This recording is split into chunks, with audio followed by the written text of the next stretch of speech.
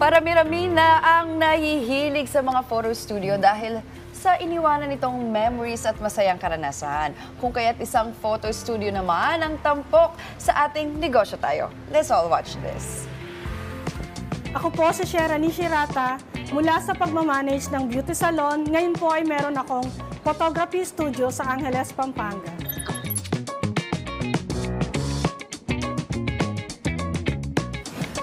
I'm a single mom kasi. So nag-abroad din ako, nagtrabaho ako sa abroad. No? Nagkaroon ako ng salon, beauty salon, 3. Tapos after nun, nag-pandemic. Nag-start yung photography studio business ko. Last 2020, pandemic nung time na yun. Na-bored ako, so nag-aral akong mag-photographer. Tapos naisipan kong magtayo ng studio. At first, nag-aral ako maging isang photographer para at least kahit papano may background ako, may knowledge ako sa pagiging isang photographer. Kasi nagplano na nga ako na itayo yung studio, so dapat alam ko rin in a few months, itinayo ko na nga yung photography studio na kakaiba. At first, medyo nahirapan kasi nga dahil pandemic tayo, lahat ng business natin down. Pero inilaban ko siya. Inilaban ko hanggang ngayon. Ang hirap ng pinagdaanan namin, yung team namin, pero ngayon masasabi kong successful kasi fully booked kami. Yung challenge kasi yung dahil nga pandemic, labas ng labas ang pera.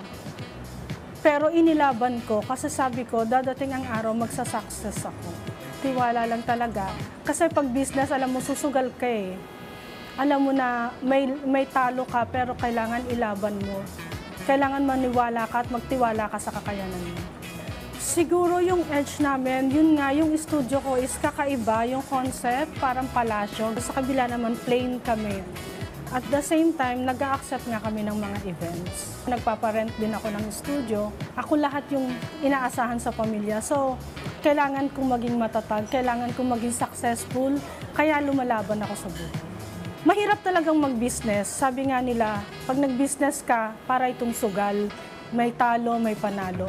Pero para sa akin, dumating din po ako sa punto na akala ko wala na, talo na ako, hindi ko na kayang buhayin yung business ko. Pero kailangan ilaban mo, magtiwala ka, consistency. Unang-una, sa sarili mo maniwala ka na kaya mo to at magtiwala ka sa Panginoon.